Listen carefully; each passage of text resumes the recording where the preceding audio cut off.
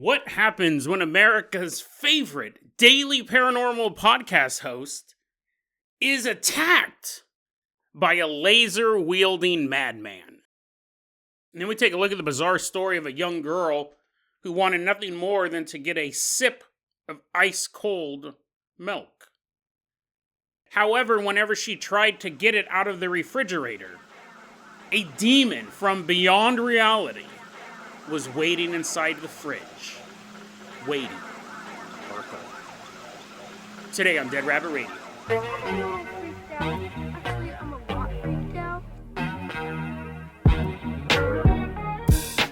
Hey everyone, welcome back to another episode of Dead Rabbit Radio. Host Jason Carpenter, I'm having a great day. I hope you guys are having a great day too. I had a super relaxing break.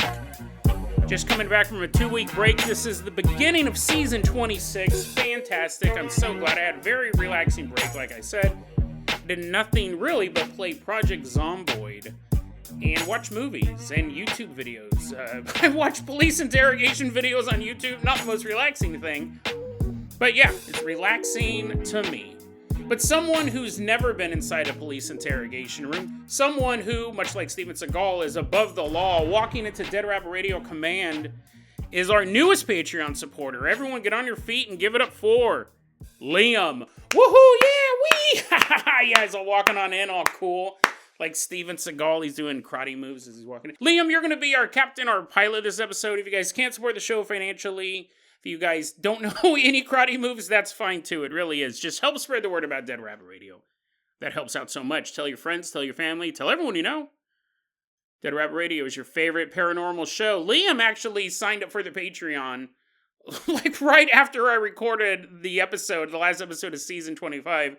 So it's been 2 weeks. He's been waiting patiently. He's been outside the doors of Dead Rabbit Radio Command since the break started. So welcome into Dead Rabbit Radio Command. Liam, I'm going to go ahead and toss you the keys to the Jason Jalopy. Everyone climb on board this rickety old chitty chitty bang bang car as Liam fires it up and drives us all the way out to the dentist's office. We're headed all the way out to the dentist's office, and we get there. We've all been to dentists. I hope everyone who's listening to this podcast has been to a dentist at least once. We walk into this dentist office, and we're like sitting in the waiting room. There's a bunch of like magazines sitting there. Nowadays, people just show up with their phone and they read what they want. But when I was a kid, you show up to the dentist's office, you just like a bunch of stupid like Creek and Trail magazines. Stuff that you would never ever read. Ever. Bunch of outdoor runner magazine. I'd rather just stare at a blank wall than read a magazine about fishing. People are looking at their watch. They're like, dude, it's been 2 weeks. Come on, dude. Get on with the story. What is this thing you're doing? I'm going to tell you this story of my time at the dentist office. Because I have some weird dentist stories. One of them, when I tell it, I've told it, to people in real life, every time I tell it, people get visibly mad at me. And I just told the story a week ago to Sabine, and I was watching her face get redder and redder. And she's waiting for the story to end. She's waiting for the utter nonsense to end. And then they blow up. People do this all the time. I've told this story to friends over the years, and they get really, really mad. So I'm curious how you guys will react to it. This is a story that makes people mad, and I've never really figured out why people get mad about it. I have a couple theories. This is a 100% true story, and again, when I'm telling this story and people get mad about it, I have to say, listen, you can think that I'm lying about it, that I'm making it up, but that's really the only option you have when it comes to this story. His close friends of mine are getting angry at me. I was like, that's the only option. Either I'm telling you a lie, that I'm making this story up, or it's real. This really happened, and I don't know why people get mad about it. So what happened was, I've had mouth issues. I've had like all sorts of stuff, jawbone dissolving and things like that over the years. It always gets fixed. I had a hole in my jawbone, and that's when they said, well, we can fill it with either cadaver bone or pig bone. You can't afford the synthetic bone, that's the expensive stuff. But luckily, your insurance does cover cadaver and pig bone. And my jaw ended up healing naturally. Then the dentist said, he goes, there's an option. It wasn't dentist, orthodontist, or whatever it is. He goes, there's a chance that the bone will just fix itself. Okay, and that's what happened. But anyway, that's not this story. Back in my 20s, I had this issue where on one of my sides of my mouth, the gum tissue was noticeably higher than my back tooth. It wasn't the same because, my teeth are uneven anyway, so it didn't match on both sides. But what would happen was when I would be eating something, the top back tooth would crush or cut, or whatever word you want to use, into the gum line of the back jaw. So basically, whenever I ate something, it was causing massive irritation and eventually just raw red pain because that gum line was higher than the tooth, the back tooth over there. And I didn't know that's what was going on. I just knew that I had jaw pain and it was getting worse and it felt really red and inflamed back there. So I went to the dentist. I'm usually on really good terms with all medical professionals. I go in there and the dentist said, well, actually, there is a procedure to fix that. He goes, what we're going to do is we're going to take this laser and I can actually cauterize the back gum line. He goes, we're going to go in there. We're actually going to burn it off. We're going to shave off the gum back there. Because my wisdom teeth are never going to come in. They're completely impacted. I still have a baby tooth. It's one of my front teeth. My teeth are weird. He goes, we'll use this laser and we're going to... And my eyes are like, wow, lasers is just like Star Wars, right? And they're like, yeah, kind of like Star Wars. Except you'll be overwhelmed by the smell of your own burning flesh. He goes, we're going to use this laser. We're going to cut down the gum line so it'll actually be a little bit lower than that back tooth. I was like, yeah, let's do it, because the pain sucks. So sure enough, we go into the dentist's office. I'm sure they numbed me up. And he begins using that laser. And it's a long procedure, and you can smell it. You get those. I don't know if it necessarily smelled like steak or anything like that. Just weird smell. He's burning off the top of my gum line. And he goes, there you go. Right? After the procedure, it took a while. He goes, there you go. That now is solved. You don't have to worry about that anymore. It's like, oh, thanks, dentist. A couple years later, I started having irritation in my back of my mouth again. In that same area, the gum line. I was like, oh man, not again. And I started to keep an eye on it. Now I knew what caused it. The first time I kind of let it go for a while because I was like, well, is it just like the food I'm eating? Is it the way I'm eating? Am I chewing on the wrong side of my mouth? Whatever. I go, oh, the gum tissue grew back. The gum tissue grew back and it's just higher than the tooth. I'll go in and have it lasered off again. It's no big deal. I could see how it was raw and red like it was before when I was eating stuff. So at this point I had changed dentist. I had moved to a different area. I think I'd changed jobs as well, so I had new insurance. I go to this new dentist and I go, hey man, I'm having this problem. My gum in the back of my mouth, the gum is taller than my back tooth. And I'm chewing. When I'm eating stuff, I'm chewing and it's irritating the gum. The upper tooth is just kind of biting down on gum, my gum tissue. And the dentist goes, oh, yeah. He goes, that's a real easy fix. What we're going to do is we'll get this little laser and we'll burn off the top layer and we'll make a little groove and we'll just make it so it won't be that high anymore. It's super simple. And I go, oh, yeah. I had that done a couple of years ago. He goes, let me look in your mouth. Let me look in your mouth. So he's looking in my mouth, and he can see that the gum line is taller than the tooth, but he says, no, you didn't. No one used the laser on your back gum. The gum of the jaw in the back of the tooth area. He goes, no one did that. And I go, yeah, dude. I go, someone took like a couple of years. It was just a couple of years ago. I went to the dentist, and I had the same problem. That's why I knew what the new symptoms were, that my gums had grown back. And he goes, that's not true. That's not how it works, dude. He goes, if it's lasered off, if you shoot it with a laser and you cauterize it, we're removing flesh with heat. We're shooting a laser at it. It can't grow back. And I go, well, maybe he missed the spot. Maybe I said this. I go, maybe he missed the spot, and it like grew, and it just kind of grew back. He goes, no, that's not how it works. It's not like you miss a flesh molecule and then it comes back. He goes, it doesn't work like that. You can't grow back healthy tissue after it's been scorched with a beam from Star Wars. Doesn't work that way. And he starts to say, there's no way you have this procedure done before. And I go, listen, man. I don't mean to argue with the guy who has a drill in his hand right now. But, yeah, it was done. And he said there's zero possibility that this happened. And then he goes, I'm going to go look at your records. He's like, this guy's a lunatic. There's no way this happened. And the dentist, this was old, back in the day. So, I mean, there was the internet, but it wasn't as like dentist just typing into the computer, seeing my stuff. He leaves the room to go get my dental records. And he leaves the room, he goes checks on the dental records. I think this was even back when you had to get your own dental records and bring them over, or they had to ask the other dentist to send them over. But they had already had the dental records. The dentist leaves to look at the dental records, and he comes back in. And he is not mad, not angry, but I don't know, a mixture of frustration and puzzled.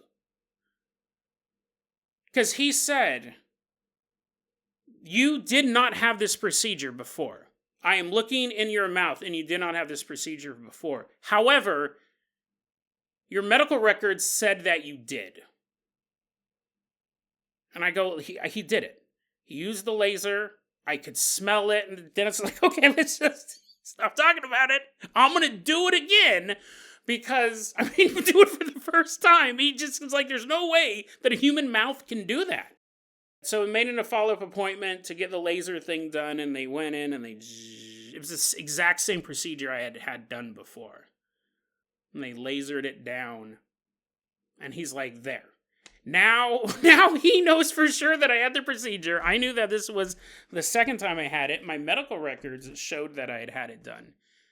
And I remember that he was just, like, really flummoxed by the whole thing. He goes, that should be impossible. However, now I have done it. I have lasered off the top of your gum line. You have a little gap now in between your back tooth and the gum line. It's going to remove all that irritation. Everything's going to be fine. And when I tell that story to people, I don't know why they get so mad at that story. I don't know if it's because people think I'm egotistical, which is, to be fair, is true. The difference is that I don't think I'm better than other people. I think I'm pretty awesome, but I don't think I'm better than other people. I think everybody's pretty awesome. And if you're not awesome now, you have the potential to be awesome. I don't think I'm better than other people. But I think that's nuance, right? People just figure I have a big ego because I talk about myself all the time. And all of my wacky adventures, I tell the story to people get visibly upset. And I say, listen, you can say that I'm lying. You can say that I'm making the story up. But that's really your only option. Because this procedure was done twice. Even though it should be impossible. And then, this is what happened the other night. When I was telling Sabine the story, she goes, and let me guess. Let me guess.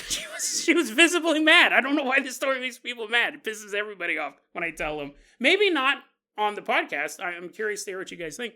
She goes, let me guess. Your gums are back to normal now. And I go, yeah. Yeah, the back gum's a little bit taller than it needs to be. Like, it shouldn't be as tall as it is.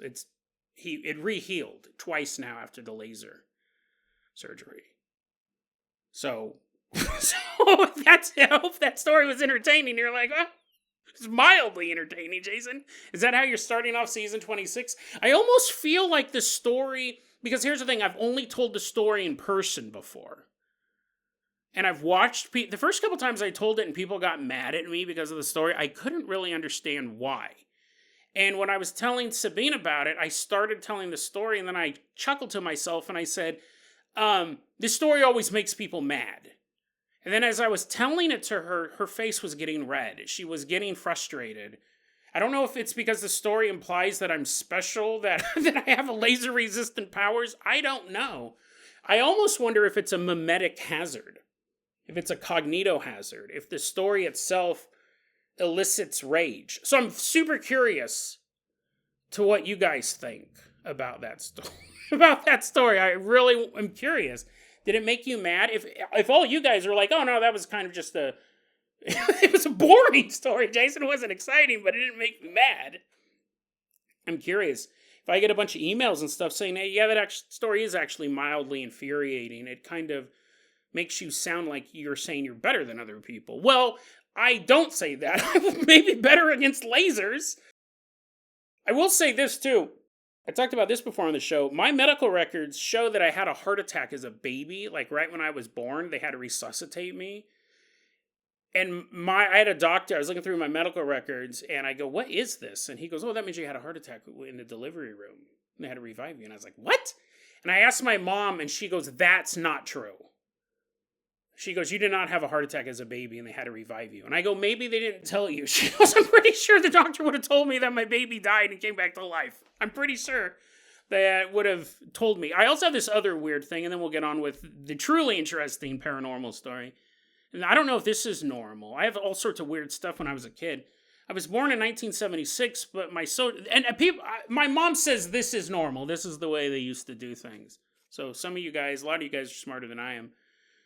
I was born in 1970. Maybe you guys can let me know the truth. I was born in 1976, but my social security number wasn't issued until like 82. Like I didn't have a social security number for the first couple of years of my life. And my mom said, well, they didn't give social security numbers to babies back then. They made you wait. So is that true? I mean, for all I know, I was kidnapped from an orphanage. I don't know. But anyways, those are my dentist stories and heart attack baby stories. Throwing that one in there. My laser resistance story. Let me know if that story infuriated you or you found it interesting.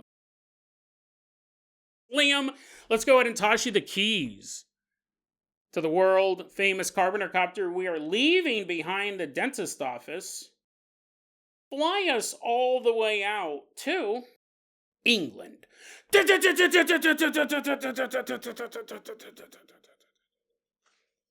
We're flying all the way out to England.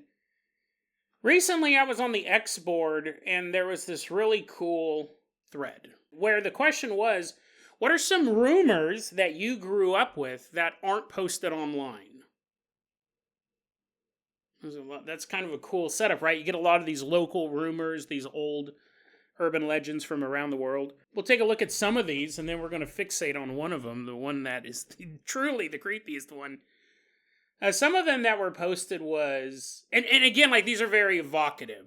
Someone might be able to do more research, like people were trying to find more information about these, but kind of the setup was stories that you heard as a kid that you can't find any information about online. Some of them could be fake, obviously. Like, they used to make those joke icebergs. They don't do that so much anymore. But some of the ones that were posted was that World War II evacuees, refugees who were moving through these war-torn countries, were actually turned over to Satan worshippers in exchange for contraband goods. I could see that happening. I could totally see that happening. You have a coven of Satanists who are looking at doing human sacrifices, and they have a bunch of, bootleg cigarettes and Levi jeans.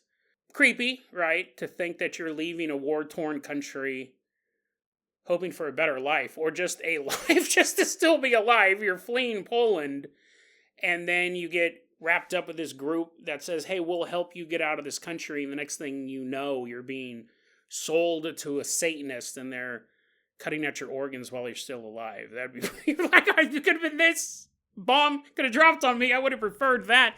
There's a famous story. It just popped in my head. I don't have the name. Again, it just popped in my head. But there's this famous story about a guy who kind of did that in France. I think he was telling Jews, hey, I'll help hide you.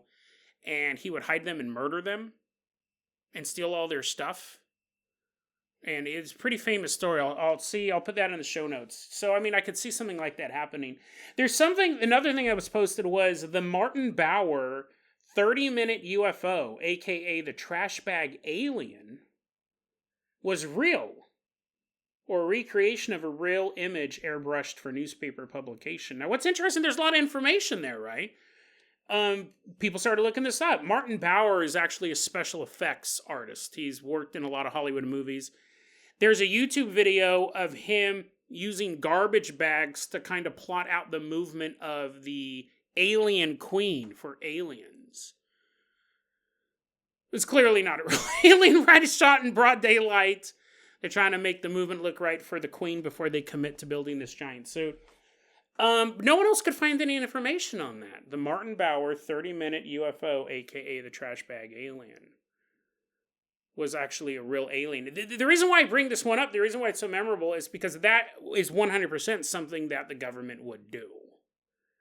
There's a very popular UFO sighting, alien photograph or whatever. You would just make one that's obviously fake. There's that big thing that's been going around the X board and really all over 4chan for over a decade now, that there was a photo of an alien walking through the desert, and it was posted on 4chan and the whole site was wiped out. Like, was down for a day or whatever. Since then, people have been looking for that photograph, the photograph of the alien walking through the desert, and since that day, you've had everything from parodies put out to photorealistic reptilian aliens walking through the desert. But it's been polluted. You would never know the real one if it was posted now. People would just go, that's fake, because they've seen so many fake ones. So if that photo was real, then it'd be real easy to make up mock-ups of those. When we're looking at all of these stories, and we're looking at all of this stuff, one of them, there was another person on this thread, one of them somebody was able to find online, despite that being kind of the catch, are these stories that don't appear online, and it might be the wildest one. We're headed out to England, specifically northwest England. We're visiting the town of Merseyside. Merseyside, northwest England. About to meet this young woman. Let's call her Kate. Might be her real name. We'll get into that at the end of the story, but we're going to meet this young woman. We'll call her Kate. And Kate said, from an early age, my parents worked a lot. They had a business. So there was many times where I would be at my grandparents' house. Sometimes I would be there all afternoon and my parents would pick me up. Sometimes I would spend the night there. She goes, it's probably every 3 weeks I'd be spending the night there. Kate's grandparents, they were the original owners of this house. This house was built back in the 1940s. They were the first people to buy it. So it doesn't have any history of being haunted. And that may not even be what's going on here. This might be something even more perplexing than that. Kate hated staying over at this house. She loved her grandparents, but she hated being in the house because it was just creepy. She got a creepy vibe from it. One room in particular was their junk room. My great-grandma had a room like this. She had a whole room just to store stuff in. And I remember at my great-grandma's house, that room always was creepy to me. And I wasn't allowed to go in there. But I didn't want to go in there because it was so creepy. Kate's kind of in the same situation. She goes, there was this junk room that I wasn't allowed to go into. She said even though no one would be in the room, sometimes you would hear marbles rolling around in there. A very specific sound. Marbles rolling around in the room. And she said when you opened the door, the sound would stop. But the marbles would be stacked up in a pile. And she said the way that they were stacked up, it shouldn't have been that way. They should have rolled everywhere. She goes, it's almost like it was defying gravity.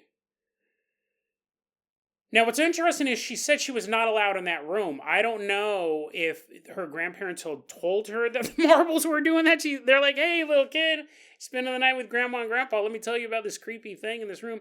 She definitely experienced the sound of the marbles. She may have seen the marbles standing up, looking in that room, opening the door and looking in, but she was forbidden from going into the room. And she was totally fine with that because it was so creepy. But if that was all that it was, if it was just a story about a girl who lived in a house and there was marble sounds in it, that wouldn't even be notable. But that's not the reason why Kate posted this. She posted this back in 2009 on a website called Fortean.org. Fortean is another word for like high strangeness, weird stories. She said, "It didn't happen every single night I stayed at my grandparents' house. But it only happened at my grandparents' house." She said 75% of the time that I spent the night at that place, I would have the same dream. In this dream, Kate would wake up. She would wake up and she would be driven beyond all measure for an ice-cold glass of milk. It was a desire she could not control. She'd be sitting there in the darkness of that bedroom, and she wanted, above all things, an ice-cold glass of milk. And she knew where there was milk. Where milk usually is in a house. In the fridge. In the fridge in the kitchen downstairs, there was a milkman's bottle, like that actual glass milkman's bottle, full of delicious cold milk. Kate gets out of bed, and she can't wait to get this milk. The feeling of it, the need for it is overwhelming to her. But as she begins to walk out of her bedroom and take step after step down those stairs headed towards the kitchen, she knew what else was in that fridge. She walked down the stairs. She reaches the living room. She walks through the dark living room towards the kitchen. She sees the fridge. Kate reaches and she opens the fridge. The light illuminating the darkness of the kitchen. In the fridge is a milkman's jug of ice-cold milk. But sitting next to it, almost blocking it, is a ventriloquist's dummy. She has had this dream so many times. She knew the dummy was in the fridge. She knew that to reach the milk, she was going to have to put her young arm into the fridge, reach over, grab the bottle of milk, slowly pull it out, hoping to not disturb the dummy. But it just laid there lifelessly. In fact, the only life that you could see on the dummy was the mold growing off of it. Its purple suit was in tatters, and it was moldy. The dummy was so decayed it actually had the growth of mildew and mold around its face. It was as if someone had taken one of these wooden dummies and submerged it in a trash heap for decades. And as it began to decay, as it began to fall to pieces, they pulled it back out and placed it inside of this fridge. The desire for the milk was too much for Kate to fight. She needed this milk. She reaches her hand into the fridge. Her entire body is quivering with fear. She reaches in further and further. And as her hand grasps the milk jug, the dummy springs to life. Its head quickly twisting towards her, a look of anger across its face. And it yells, "Oh, you've done it now!" As the dummy begins to laugh, Kate blacks out, and the house burns down around her. And then Kate would wake up. Kate would wake up back in her bedroom. Sometimes. Kate said, I never, ever sleptwalk as a child unless I was at my grandparents' house, unless I had this dream. She said, sometimes I would wake up in my bedroom. Sometimes I would wake up downstairs. The dream would play out the same. She'd black out, the house would burn down, and then she would be standing in the living room downstairs in the darkness. She said, sometimes the dream would play out just the same. I'd black out, the house would burn down. I would wake up, I would be in the kitchen, holding an empty glass.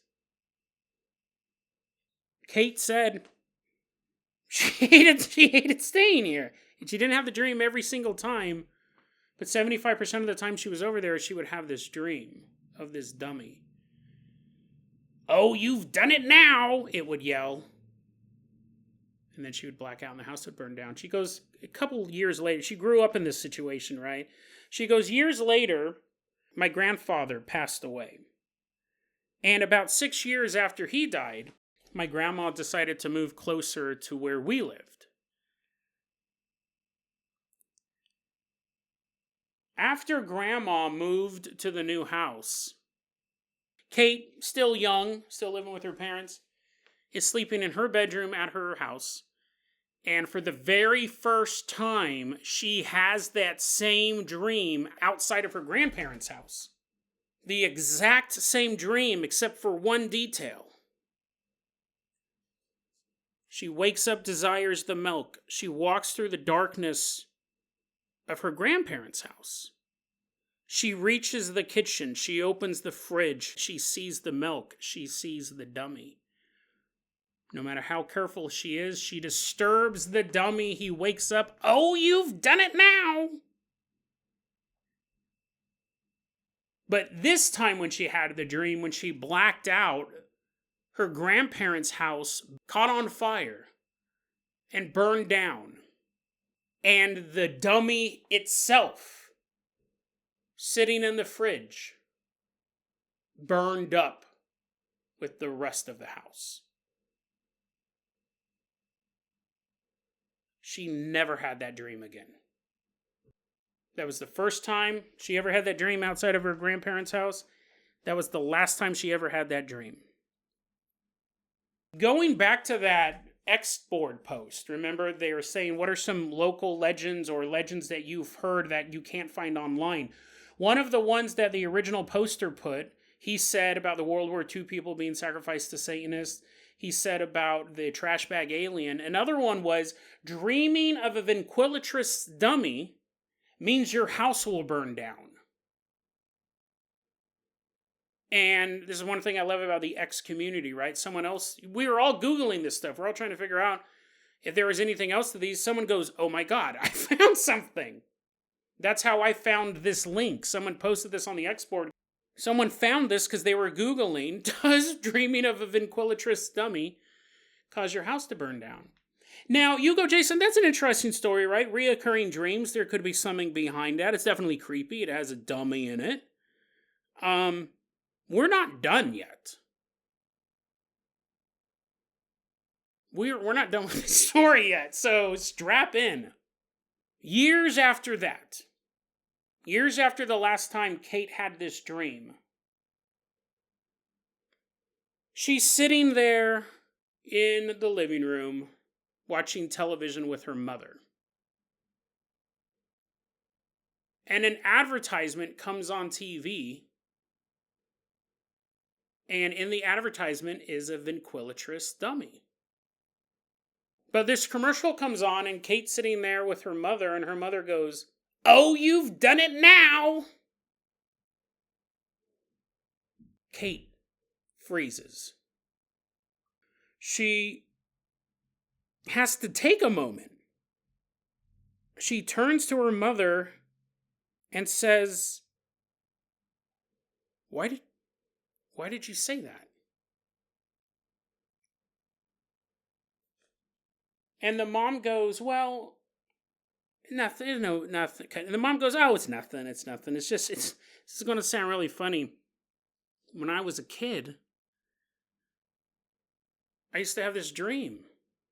growing up. There was a dummy in it, a ventriloquist dummy, and he would say, "Oh, you've done it now!" And it's just weird. Now, Kate's mother grew up in that house. The grandparents' house was Kate's mom's parents. She grew up in that same house. May have even slept in the same room that Kate was staying in. And she says, I'd have this dream, this dummy. He would say, "Oh, you've done it now." And Kate says, "Was the dummy in the fridge?" Kate's mom said, "Yeah, he was in the fridge." And they both said at the same time, "With his bottle of milk." Kate had never told anyone about this dream. The mother had never told anyone about this dream. But they both had the same dream. And Kate said, "We spent hours talking about this. Talking about this experience that they had. The dreams were the same." Kate's mother admitted too, because again, she hadn't talked to anyone about this. She goes, because who would you tell, right? This is a childhood dream. It sounds so foolish. You would just assume it was you. But now that they can share this bond of being harassed by this dummy, Kate's mom said, I never told anyone about this. I've never told anyone about this part either. She goes, "When your grandmother moved out of the house, I went back to help her move, right? We're helping her move out. And then I was tidying up the garden for the new buyers." And she said, "I'm out in the garden that's right outside of the kitchen. The kitchen window looks out into this part of the garden." She goes, "As I was working on it, I could feel that dummy watching me. Not a dream, broad daylight. I could feel it. I could feel its eyes on me. It was real. It wasn't a dream. It was a thing in that house. And as I'm standing there, hurriedly trying to do my job because I didn't feel safe, she could feel his eyes on her. And she was outside. She didn't feel safe, but she knew if she went back in that house, maybe a box was left behind. Maybe the phone would ring. Maybe something would bring her back in that house for whatever reason. A forgotten purse. A lost earring. She goes, "I felt that if I stepped inside that house, it was going to burn down with me inside of it." Story has a bizarre footnote. Well, I guess I should start off by saying the house didn't burn down. The house didn't burn down. The new buyers moved in. Everything was hunky-dory as well as it could be. The mother and Kate never had that dream again. Kate wanted to ask, or really tell her grandmother about their experiences in the house. Kate said, "Mom, we should talk to Grandma because maybe she knows something we don't know. Like what could have been causing this or anything like that." And I mean, this is sensible. We all have a love of the paranormal. I think we would want to go talk to the grandma too. But the mother said, she really, really loved that house. And she has so many great memories there that I don't want to sully it with the idea that we were having demonic dreams for most of our childhood there. Like, we could tell her about that, and she might have some additional information there. She might say, "Oh, yeah, before we bought the place, we sacrificed the ventriloquist and drained his blood on that very spot for good luck." She goes, if anything, it would probably make her sad that the place that she loves so much left her child and her grandchild such negative memories. She goes, "Let's not talk to Grandma about that." Kate's mom also told Kate, "Did you know that there is a ventriloquist in our family?" Kate's like, "No, that's information I needed to know." And the mom goes, yeah, we actually have a ventriloquist in our family, but he's been dead a long time. In fact, he died when I was only 5. So he was dead long before you were born. He was in the Navy, and he was a part-time ventriloquist. He died decades ago. But Kate's mom didn't...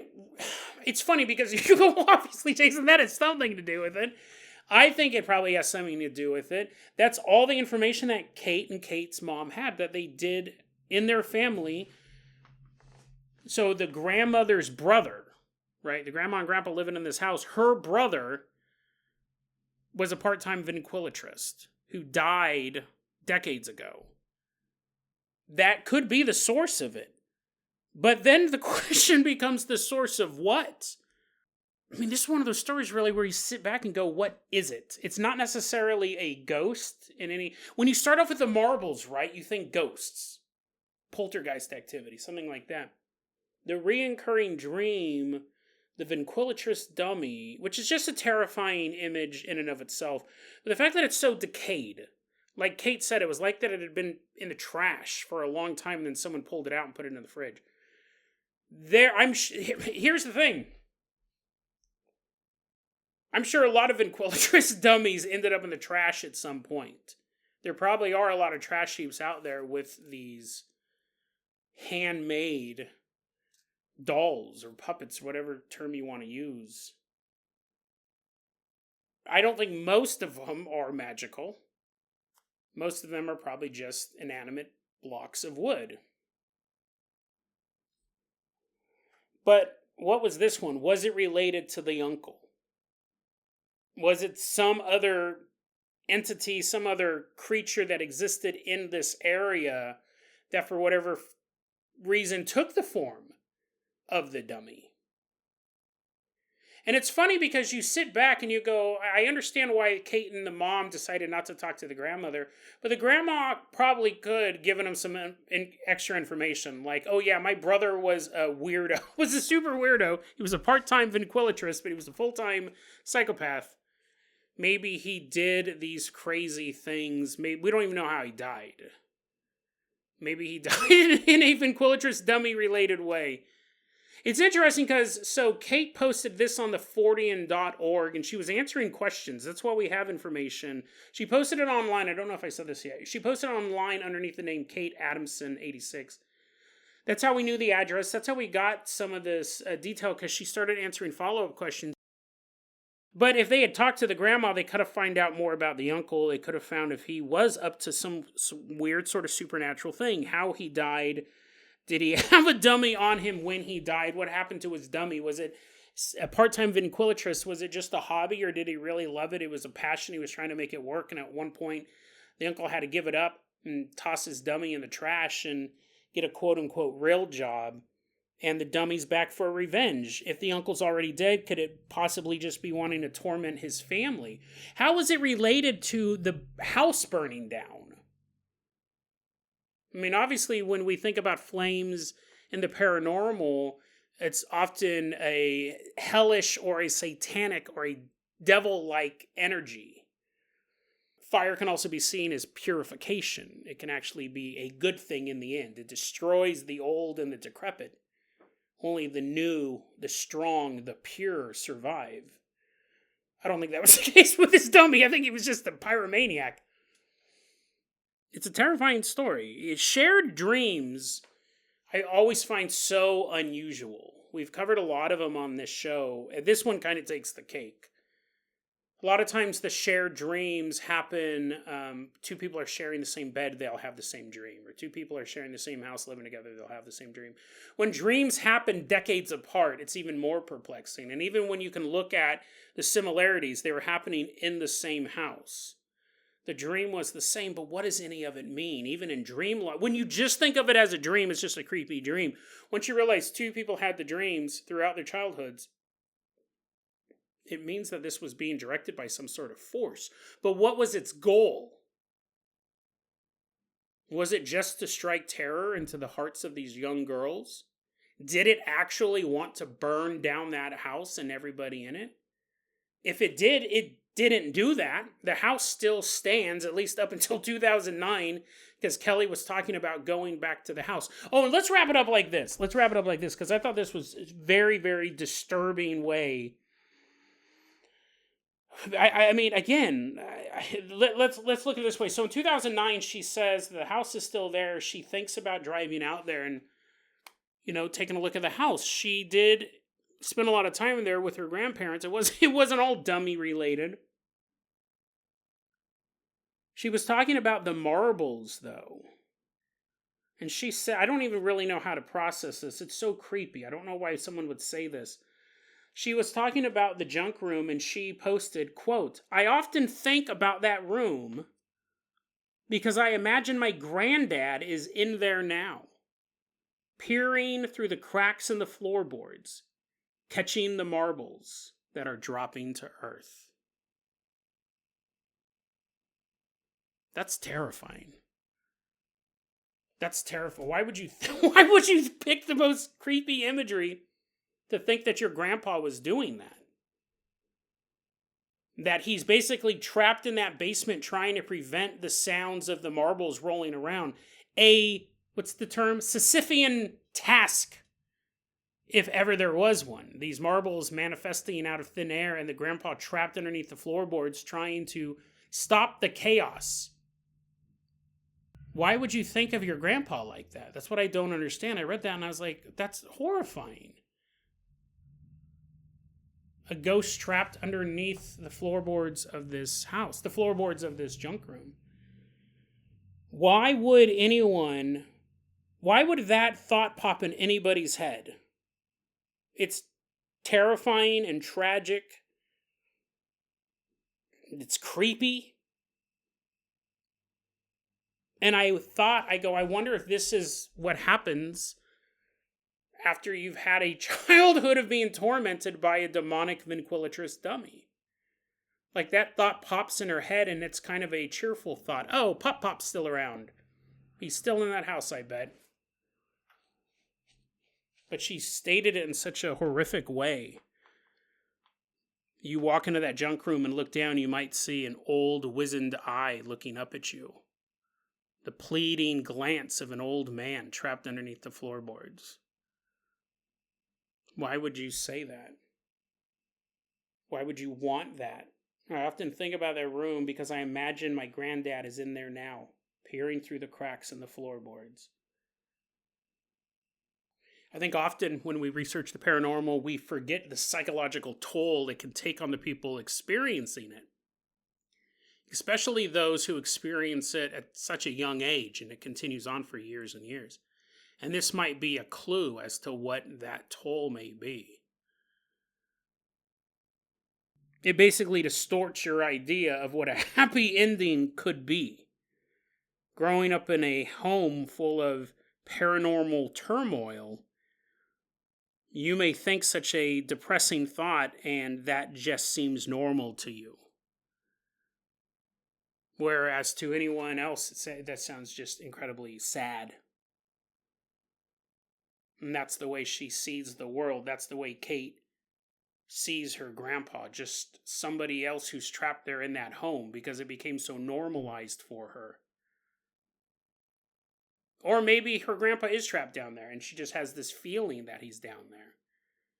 He's reaching out to her, pleading for help. But again, she may just be so psychologically warped from all of this paranormal torment coming from this dummy in the fridge that she doesn't see that as unnatural of her grandpa trapped underneath the floorboards, which again would make anyone else at least raise an eyebrow and go, it's awful. I should go to that house. I should pry up the floorboards.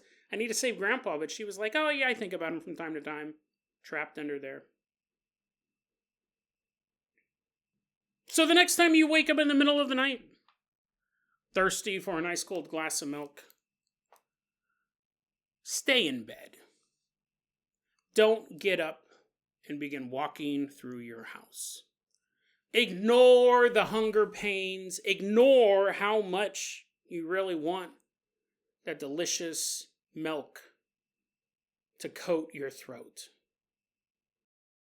Because you know in that fridge lies a ventriloquist dummy waiting to spring out and get you. You and jump out. Now you're just making stuff up. Now you already told us a good story. You don't have to make it all action-packed. He jumps out and he touches you. And then you're like, no. And then you turn into a ventriloquist dummy. And now you're sitting in the fridge. It's all crowded. You're the guy's like, the dummy's like, oh, how many people are in this family? Family of 5. Your son's a dummy. He's trapped in the freezer. Your daughter, she's like in a cooler. She's like in one of those igloo coolers people take to the campgrounds. Don't get the milk, is what I'm saying. Don't get the milk because it's nobody. It's ridiculous. I'm not worried about it. Well, that's what you say. That's what you say. But I'm telling you now, if you do have this dream, this very specific dream, you have a dream, burglars are chopping your family up with machetes, you're like, oh, this is relaxing. At least I'm not a ventriloquist dummy. Blood's flying everywhere. But if you have this dream, if you have the dummy dream, and you have the one in the story, not the one I made that was more action-packed, he's all doing karate on you. You're like, what? There's like a fight scene between you and this dummy. Don't drink the milk. So there we go, ladies and gentlemen. The beginning of season 26. Who knows what other stories will take us places in this season? I sure don't. I still have to research a bunch of them. But one thing is clear. Whether you're a dentist, now I gotta wrap all this stuff up. You're like, whether you're a dentist, a laser-wielding madman, as I put it, that's a little clickbaity in the beginning. Whether you're a laser-wielding dentist, or a little girl who just wants a glass of milk, understand this. The world of the weird is everywhere. Sometimes it's in your home. Sometimes it's in a dentist's office. It's super specific. This whole season, I'm just going to cover dentist-related stuff. I'm going to alienate my non-dental audience. The world of the weird is everywhere. The world of the weird is everywhere. From a ventriloquist dummy to a man whose skin is impervious to lasers, at least in the long term. In the short term, they'll hurt me. But if you think that they're going to keep me down, I'm getting LASIK surgery on my eyes just for fun. I'm like, do it again. They're like, sir, you already have 100 vision. And I'm all, do it again. Do it again. Now I'm like looking at the moon. I'm like trying to walk. I can't walk across the street. Cars are running me over. But I can see the moon up close. I was like, dude, look at that. I see a little guy in a car driving around on the moon. What? There's a base up there. And then I'm like getting better eyesight. And they're like looking at Jupiter. I'm like, what? Oh, this is kind of boring. There's just a big storm. But look, there's a little guy driving around. I'm all lying. They're like, what? Look, there's aliens on Jupiter. They're like, what? I was like, yeah, I can clearly see them. Yeah, totally. My eyes, they're bloody from all the laser surgery. I was like, hit me again, doc. I want to see what's going on Pluto. But anyways, from lasers to ventriloquist dummy, the world of the weird envelops all of us. And I thank you for being part of this journey. I thank you for showing up and listening to another episode of Dead Rabbit Radio. So many more episodes ready to go. Probably less chaotic than this one. Hopefully. DeadRabbitRadio@gmail.com is going to be our email address. You can also hit us up at Facebook.com/DeadRabbitRadio. TikTok is at Dead Rabbit Radio. Dead Rabbit Radio is the daily paranormal, conspiracy, and true crime podcast. You don't have to listen to it every day, but I'm glad you listen to it.